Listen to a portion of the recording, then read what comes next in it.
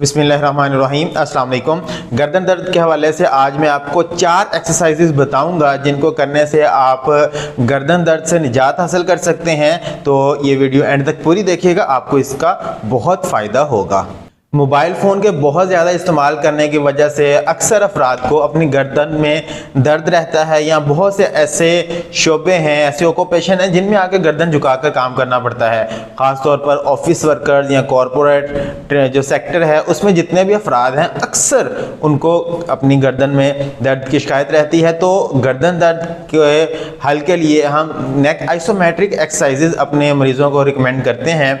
बहुत सी दूसरी एक्सरसाइजेज के साथ साथ ये जो 4 एक्सरसाइजेज हैं इससे नेक के मसल्स स्ट्रॉन्ग होते हैं, गर्दन के पट्टे मजबूत होते हैं और हम गर्दन दर्द से निजात हासिल कर लेते हैं। आपने अपने सर को बिल्कुल सीधा रखना है और अपने एक हाथ को अपने कान के ऊपर वाले हिस्से में इस तरह से रख लेना है और अपने सर के साथ आपने अपने हाथ को इस तरह से दबाना है और अपने हाथ के साथ आपने उसको रोक कर रखना है। जब आप इस तरह से जोर लगाएंगे तो आपको यहाँ पर बाकायदा एक वाइब्रेशन महसूस होगी और इससे आपके मसल स्ट्रॉन्ग होंगे।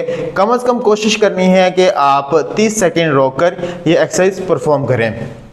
इसी तरह आपने गर्दन के दूसरे हिस्से में अपने सर के दूसरी तरफ इस तरह हाथ रख लेना है और अपने सर के साथ आपने अपने हाथ पर जोर लगाना है। इस तरह से ये जो आपके अतराफ के जो पट्टे हैं ये मजबूत होंगे।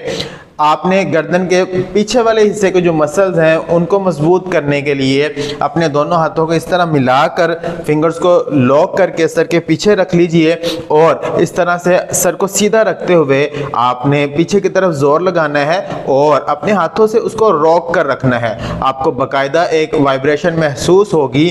ख़ास तौर पर जब हम गर्दन झुकाकर काम करते हैं तो हमारी जो गर्दन के पीछे वाले पट्टे हैं ये खिंचाव में रहने की वजह से कमज़ोर हो जाते हैं। तो इन पट्टों को मजबूत करना बहुत ज़्यादा ज़रूरी है। जब ये हमारे पट्टे मजबूत होंगे तो ऑटोमेटिकली हम दर्द से बच जाएंगे। जब हमने अपने गर्दन के 3 अतराफ में ये एक्सरसाइज कर ली तो इसी तरह आपने अपने माथे पर इस तरह से हाथ रख लेना है और सर को बिल्कुल सीधा रखना है। अक्सर लोग जब ये एक्सरसाइज करते हैं तो वो सर को आगे की तरफ ले आते हैं या इस तरफ को हाथ रख रहे हैं तो वो गर्दन को घुमा लेते हैं या पीछे की तरफ को इस तरह से उठा लेते हैं। तो कोशिश करनी है कि आपने अपने सर को बिल्कुल सीधा रखना है। इस तरह सीधा रखकर आप अपने हाथ से रोकिएगा और आपने अपने सर के साथ आगे की तरफ इस तरह जोर लगाना है। यहाँ पर आप बाकायदा एक तनाव महसूस करेंगे और इससे आपके जो गर्दन के पट्टे हैं वो मजबूत हो जाएंगे। एक इंतहाई अहम सवाल जो अक्सर हमसे मरीज पूछते हैं कि ये एक्सरसाइज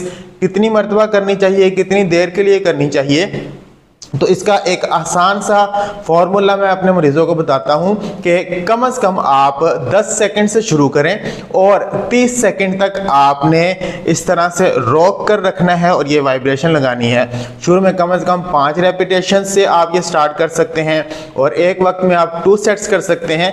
जैसे जैसे आपका स्टेमिना बनता जाए, आपके मसल्स मजबूत होते जाएं, आप ये होल्ड टाइम भी बढ़ा सकते हैं। जो 10 सेकंड होल्ड से स्टार्ट किया उसको आप 30 सेकंड तक लेकर जा सकते हैं। जो आप 5 रेपिटेशंस कर रहे थे वो आप 10 या 15 रेपिटेशन तक जा सकते हैं। इसके साथ साथ जो आप 2 सेट्स कर रहे थे शुरू में, आप वो 3 सेट्स तक कर सकते हैं।